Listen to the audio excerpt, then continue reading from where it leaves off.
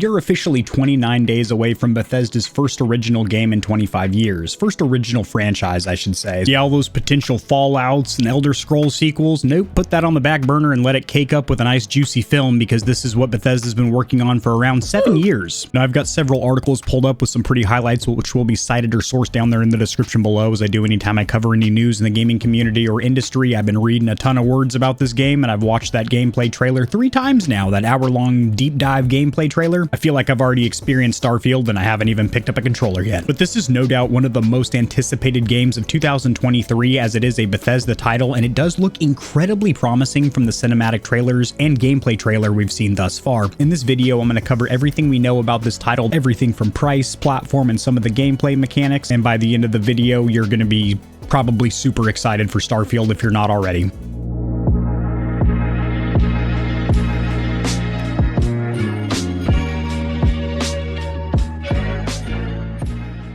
So a little point of confusion, you might see this phrase thrown around: Starfield's been in development for 25 years. That's really just pointing to the fact that the company Bethesda hasn't made a new IP or new series in 25 years. It's been sequels, which I think to a certain point a lot of diehard Bethesda fans were hoping for another Fallout or Skyrim. But I do think Starfield is going to be an absolute banger. At least I'm hopeful. Everything we're seeing quite stimulating. We've been let down quite heavily in the past with Battlefield 2042 and Cyberpunk 2077. The most important thing: price, platform, and when can you play it? Starfield is going to be launching day and date on Xbox and PC via the Game Pass subscription service. This game is officially launching September 6th, and I think it's pretty safe and secure to say this game is not going to be delayed again for 2 reasons. One, the marketing campaign is really ramping up now. You're starting to see ads on YouTube. There was also some physical brick and mortar stores that had posters and other physical promotions for Starfield, and you can now opt to pre-install the game on Xbox Game Pass. It doesn't actually start installing anything, but you can tick the little box to start pre-installing the game. So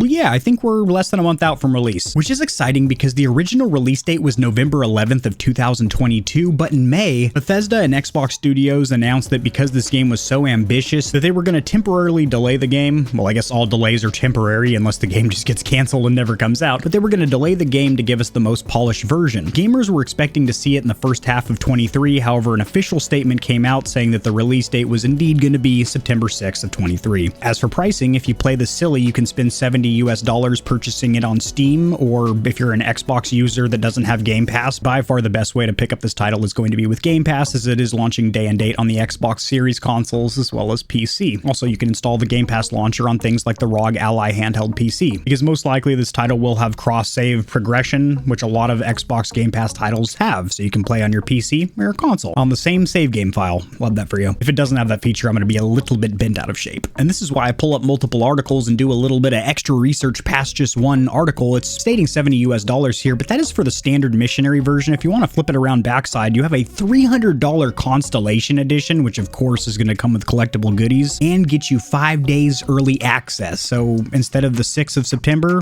the 1st. Okay, can we take just a second to give a hand to Xbox Studios and Bethesda for not putting this title, or even attempting to put this title, on the Xbox One platform? This game is already capped or limited to 30 frames per second on the Xbox Series X, which has 12 teraflops of graphical grunt, so there's no way that a base version Xbox One, not the One S or One X midlife refresh, but a standard, bought that bitch 8 years ago, Xbox One, is going to do anything with Starfield. It's going to cook itself. Even if it could play it, that mechanical hard drive in there is going to take forever to load in that open world. It's not going to happen, and I'm really glad that Xbox didn't even try to attempt it, because even if this game could be on Xbox One, it would greatly limit the performance of the PC and Xbox Series version, because these game developers have to develop for the lowest possible platform, which unfortunately is usually Switch, or if developers are still trying to stimulate the PlayStation 4 and Xbox One, which the current generation consoles have been out for almost 3 years now and are becoming more readily available. Yes, they're still expensive, but Starfield would run like shit if it was on Xbox One. Or if you want that run-of-the-middle Skittle-me in the piddle, you can get a $100 premium edition. I'm just going to get the standard version that comes with Game Pass, because I'm cheap like that. Now, the choice to go with 30 frames per second, supposedly on paper, via statement, is just that, a choice. As Xbox boss Phil Spencer said in an interview following the June Xbox Game Showcase, "We obviously have games that are running at 4K 60 on the platform. It's not a platform issue. I trust Bethesda's decision, and I trust what I'm playing. So Phil Spencer trying to explain why we're console gaming at 30 frames per second in 2023. That does suck, and you really don't notice the difference until you've been gaming at 60, 120, 144, 240 hertz monitors, and then you jump onto something like the Switch where it's struggling to hold 30 frames per second, playing Zelda Tears of the Kingdom, stutter going on all the time. Where am I? I can't see, I'm blind out there. 30 frames per second, Jesus. Now, if you are going to be playing this game on PC, it is going to be available via Steam, and this is the minimum and recommended specifications for your desktop. As for storage, my hair is even crazier if we thought that was a possibility. You are going to need 125 gigabytes to install this game, which is massive. However, that's pretty much par for the course. The course that we're playing on is modern AAA titles. 100 plus gigs is pretty much the norm, whether that comes down to studios not being able to compress their games properly or just the fact that these assets are huge for these open world games. I personally think it's a little bit of both. 125 gigs for you, and it also does require that you are on an SSD. You should definitely have a solid state drive or an NVMe SSD in 2023. There is no reason for you to be rocking a mechanical hard drive other than a secondary drive for mass storage. It's important to note that AMD and Bethesda announced an exclusive partnership for Starfield back in June, so the game is going to be specifically optimized for Ryzen 7000 series CPUs and Radeon 7000 series GPUs. These said optimizations are supposed to accelerate both performance as well as enhancing the graphical quality of gameplay using highly multi-threaded code. It makes sense that AMD is teaming up with Bethesda on this, considering the Xbox Series S and X run on an AMD APU, the Valve Steam Deck is on a custom AMD APU, and the ROG Ally is on the Z1 AMD processor. The Z1 Extreme, I should say, that's the version you want. Check it out, Extreme Cheddar!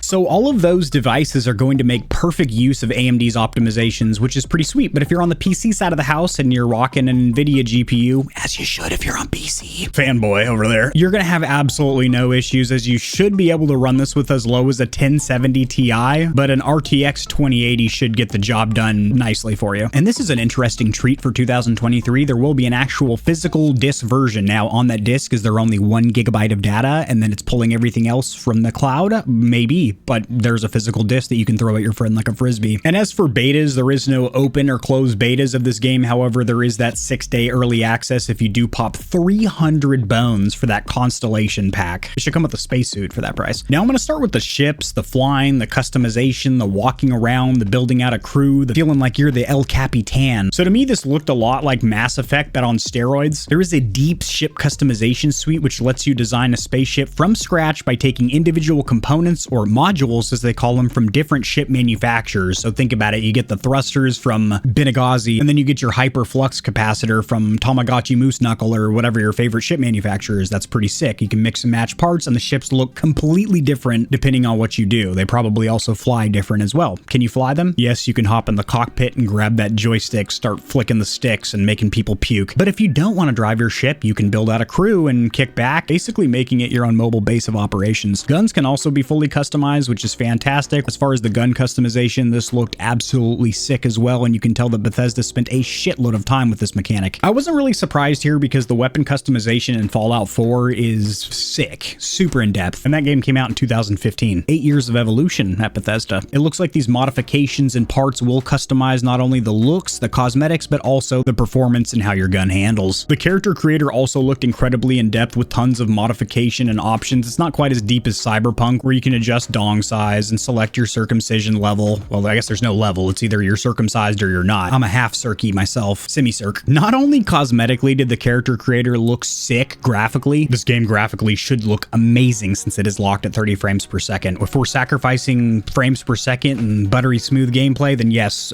graphical fidelity should be off the charts, especially because we're 3 years into this console generation and developers have had a lot of time to dick with the dev kits and really optimize the titles coming out on these consoles. But during this character creation process, you're going to select the character background, which is going to be representative of your history. It include combat medic, bouncer, professor, homesteader, each one associated with 3 starting skills. And even starting as soon as the character creator, you're going to notice some very familiar Bethesda RPG staples such as medicine, laser, persuasion, and bargaining stats. I feel like I'm right at home. There's going to be a lot of traits that you can select off rip in the character builder and then also modify later in the character development tree. But a couple to make note of, you have Dream Home, which gives you a luxurious custom customizable house on a peaceful planet. Unfortunately, you do have a whopping 50,000 credit mortgage. This is in the future, so I don't even know how that converts. Is that a lot of money? But if you don't pay up, Gallbank is going to come out and bop your kneecaps with a tube sock full of bars of soap. Hero worshipped, you earn the attention of annoying yet adoring fans. I would never call my fans annoying, that's just rude. Who show up randomly and jabber at you incessantly. Okay, that would be annoying. On the plus side, they'll give you gifts right to the P.O. box. On the negative side, they can't be killed. Or if you were a great kid, you're just the favorite of your parents, you were the goodest boy or gal, you can send 10% of your earnings back home so your mom and dad can sit on their ass and live the lavish lifestyle. If you do want to know more about traits, I do have an entire article pulled up from PC Gamer that will be linked in the description below that goes incredibly in depth with not only how Starfield's going to handle traits, how you equip them and use them, but also all the ones that we've seen mentioned thus far. As this is a Bethesda title, you're going to notice a lot of mechanics and little tidbits from Elder Scrolls and Fallout games, mechanics that you're very familiar with, such as NPCs that can be pickpocketed. It's unclear if you can stuff a live grenade in their pocket and blow them to smithereens, but we'll see. Lockpicking's back too, but in this game it's called digipicking. There's also a persuasion minigame that's supposedly more involved than Oblivion's dialogue pie chart. I don't remember that mechanic at all, but it's been ages since I played Oblivion. Starfield's lead designer Will Shin had this to say about the mechanic. You'll have to think about, what's my risk here? We don't want it to be a system where there's definitely a right thing to say. So we're talking about dialogue choices here when you're trying to persuade NPCs that you're having a conversation with, trying to slick talk them to do what you want. There's also recruitable NPC companions, more on this later as it is broken into actual companions that travel with you and then crew members of your ship. You'll also be able to join factions, more on this later as well, but unlike Fallout 4, you're not going to lock yourself out if you become an enemy of one faction by teaming up or siding with another. You're going to be able to achieve all the faction quest lines at your own leisure, which is kind of cool, but also it seemed realistic in Fallout that if you're becoming an enemy of one group, they're not going to fuck with you like that. As for the combat, the gunplay, this is primarily a first/third-person shooter, as it does look like you can swap that view in real time from an over-the-shoulder to a through the eyes of a killer first person. I've got to say, all the gunplay mechanics looked pretty fantastic. Peeking and popping, sliding, jumping, reloading, everything looked quick, fast-paced, as Dr. Disrespect says, violence, speed, momentum, it's all there. It's just like Cyberpunk, just like Fallout. If you can't aim and click or shoot faces, you might have some difficulty in this game because there is no VAT system, which can slow down time and let you pick body parts out like Fallout. I'm sure there's aim assist if you're on controller. There has been for the last 2 decades, pre-baked into all games that use gamepad support. But I am very excited because the shooting, the gunplay looks quite satisfactory, and considering that's the primary means of combat is shooting things or using melee weapons or that magic, which we'll talk about later. We're not talking about casting fire bolts, but you can manipulate gravity with these telekinetic powers. One of the biggest mechanics is going to be building outposts. So we saw this in Fallout 4 because you can build settlements, that's what they're called. This really cranks the knob to 11 as you can customize the ever-living shit of your outposts with these little modules. It goes into a top-down view and you have to balance things like resources and how many crew members can actually be tasked. It looks incredibly in-depth and like you could spend a lot of time here. As for companions, this article will be linked in the description below, which is a deep dive in all the companions we've had announced thus far. Actually, quite a goddamn bit. Like I mentioned earlier, it's going to be broken into a 2-parter, companions and crewmates. Companions are going to be your actual traveling mates that'll help you in combat, can carry gear for you, your pack mules if you will. There will be unique conversations you can have with these companions and you can romance them, although don't get too stimulated down there in the gamer nether regions. This isn't going to be some graphic sexual novel or anything like that. There is no intercourse in Starfield. We're talking about a celibate galaxy here. It would be cool for realism. I mean, you can have sensual intercourse in real life. It'd be great in an RPG or role-playing game if I could also dip the old lamp wick in some kerosene oil, so to speak. There's already tons of other RPGs that have sex scenes with the companions. Mass Effect, Cyberpunk. Each one of these companions are going to have their own storylines, as well as a range of handcrafted interactions and reactions. Well, yeah, I should hope so. If they all had the same interactions, that'd be weird. Crewmates is completely different, a much more stripped-down approach. You have a generic pool of characters that you can recruit to work on your starship, so pick yourself some mechanics, some docs, some engineers, some gunners, etc. But there's going to be some magic, some space magic, if you will. That's right, during the presentation, there was a short clip showing a player creator stretch their arms away in a haphazard Jedi mind trick fuckery way, turning off the gravity for a hallway, making all the enemies in front of you float helplessly. It's pretty unclear how this magic exists, if it's actual magic or if it's some kind of technology, for example, the cyberware in Cyberpunk, where you can modify your body to do some wild shit. But the going theory is it's going to be associated to some mysterious alien artifacts that you'll have to go to specific planets to dig up. Speaking of which, how many planets can you set your boots down on? In an interview, Todd Howard did say there's over 1,000 explorable planets. However, only about 10% of those 1,000 planets, which is still Matthew McMatherton over here, 100 planets are going to have life on them. barren wastelands you're primarily going to go to for specific quests or mostly to mine resources. Just set your ship down, explore the very little bit there is to see, mine some resources, and take off. The 900 random planets are procedurally generated, so just like Returnal, you're going to see different environments each time you leave an area and come back in. This isn't really anything new. We've seen this with Diablo 3 in the past, where it's going to constantly produce or generate a brand new dungeon or map for you, in this case, whole planets, every time you land on them. I don't believe that's with the 100 real planets where there's actual social hubs and quests to pick up, but rather the 900 barren wastelands will be procedurally generated, which to me doesn't really seem like it's going to matter that much anyway, because you're probably going to barely stop at those planets anyway, other than to collect resources. I don't really care if it looks different each time I land there. I'm probably not going to be landing there much. Is there going to be a multiplayer component to Starfield? Absolutely not, which isn't really surprising considering Bethesda doesn't really do that, with the exception of Fallout 76 and ESO or Elder Scrolls Online, which both were massive disasters and probably some of the worst titles to come out of Bethesda Studios. That's my opinion, but it's a popular one for sure. And when I think of Bethesda titles, I think of offline single-player story experiences. I've never been like, oh, Bethesda, yeah, 76 and Elder Scrolls Online. Nope. We tried it with 76. It didn't work. Pretty blatantly against Bethesda integrating multiplayer components in their games because it's been a disaster thus far. I'd like to add that ESO or Elder Scrolls Online has become a very enjoyable experience for a ton of gamers. In fact, it has pretty overwhelmingly good reviews now in 2023. However, when it launched, the product that you saw then and what you see now is a completely different game. 76 has also evolved to become a better title, but unlike something like Sea of Thieves or Cyberpunk 2077 that's done a full 180 and actually really redeemed itself in the eyes of most critics and even normal gamers,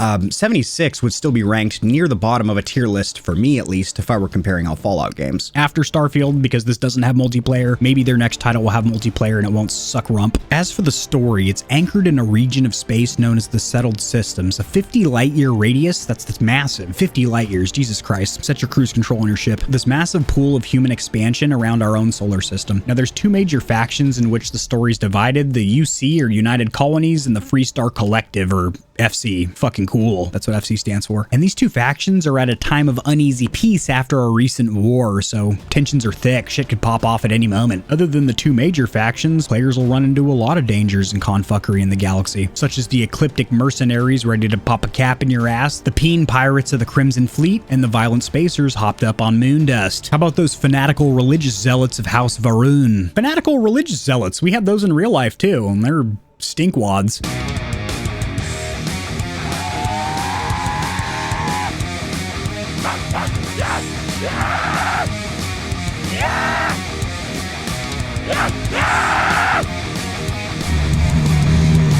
That's right, video games are the devil, and the only one that can save you is baby Jesus and Moses in a manger. Moving on from it. I'm just trying to learn about Starfield. This guy's ripping on organized religion. I like it. He earned a subscription from me. In this massive sandbox, you are going to have cities, settlements, and colonies such as New Atlantis, the capital of the United Colonies, and Aquila City, the capital of Freestar Collective, which is completely walled to keep out, quote, alien predators that are a cross between a wolf and a velociraptor. Oh, fuck. That sounds sick. That's probably going to be a pretty hard to kill enemy, kind of like the Death Claws from Fallout 4. I'll be spamming nades during that fight. The latest edition of the Starfield cities is Neon, the quote, pleasure city, that used to be a giant fishing dock until workers caught a psychedelic fish and the entire area turned more towards nightclubs than angling. That has got to be one of the coolest premises for a subdivision or area of a map. Think of it like Night City on the water. Fuck, that's gonna be wild. I'm stimulated. More on the factions that I touched on earlier, the quest lines are gonna play out more like Skyrim versus Fallout, meaning they stay open to you at all times so you can achieve those quest lines as opposed to closing them out if you become an enemy to one of those groups. The last major note about Starfield is that it's being built in Creation Engine 2, which is the first game to be built in this new engine. Bethesda has been using their own dedicated game engine, modifying it, upgrading it, customizing it for years. So this is a big news that this game is on a new game engine. Is that why we're at 30 frames per second? Because Creation Engine 2 or CE2 can't hang? If that's the case, should have built it on UE5 or Unreal Engine 5. And last but not least, is this game going to be modifiable? That is a massive yes. Todd Howard did say, with no unclarity clarity that, like Bethesda's previous single-player RPGs, Starfield is going to be fully modifiable, which I absolutely love. In fact, Fallout is one of the few games, Fallout 4, that you can modify on the Xbox consoles. You just pause and there's a mod menu and you can install them. You have to restart the game from the home menu, but bam, you install mods right to your console. So it's cool that my console comrades can get a little taste of something that we usually only get on the PC side of the house with modding. I think Starfield's going to be the same thing, where you can pause on the consoles and there's probably a little mod menu and you just have a dedicated mod engine built in, supported from the developers. It makes modding way easier. So I am freakishly excited about this title for a couple of reasons. The main one is going to be, it is a Bethesda Studios game. They haven't made a new IP in 25 years. We know that they can create bangers. Unfortunately, we know that they can create a couple of stinkers too. We saw that with 76 and ESO, but since this is an offline offline single player story driven game, should be good to go. That doesn't mean this game is free of launching without bugs and glitches. I hope that's not the case, especially considering this game has been delayed for over a year. I'm going to be dumping a shitload of gamer goo into it, a lot of time flicking the sticks, and there is a strong chance that Starfield is going to be in the running for Game of the Year here at Gamer Heaven, standing alongside Hogwarts Legacy and Tears of the Kingdom. There'll probably be some other candidates in there as well, but as of now, those are my three big titles of 23 that I personally have been and am going to be spending a lot of time in, and I would deem a Game of the Year. That's interesting because one's a Nintendo exclusive, one's an Xbox exclusive, and one's just free game. Anyone can get a taste of her. Throw her around. Drop in the comment section below your opinion to Starfield, everything we've seen from the trailers, all the articles we've read, or I've read and you've listened to. Are you excited? Are you nervous because we've been let down with several titles over the last few years where anticipation and hype was through the roof, and then the final product was just a massive stinker stinging our nostrils? I'll see you stallions and stallionettes tomorrow. Peace. If you enjoyed the video, liking it helps it to get seen by more gamers. This information will reach and assist them as well, which in turn helps me grow this little channel, which I do greatly appreciate. Subscribe for more content like this. I cover news in the gaming community and industry, tutorials helping you get set up streaming and YouTubing, as well as honest gaming product reviews, keyboards, mice, headsets, controllers, mics, chairs, etc. There are some hefty exclusive discount codes found only in the description of my videos and only for the audience here at Gamer Heaven. I have links to all my other platforms and socials in the description below. To get in touch with myself and the stallions and stallionettes of Gamer Heaven, join the community Discord, and check me out at twitch.tv where I go live every other leap year on a blue moon if it falls into an odd calendar number and my pH balance is on point. Just kidding. Starting June, I'm going to be live streaming a lot. Thanks for watching. This has been AK40 Kevin hosting Gamer Heaven, and I'll see you tomorrow because I upload daily, all the time, 60% of the time,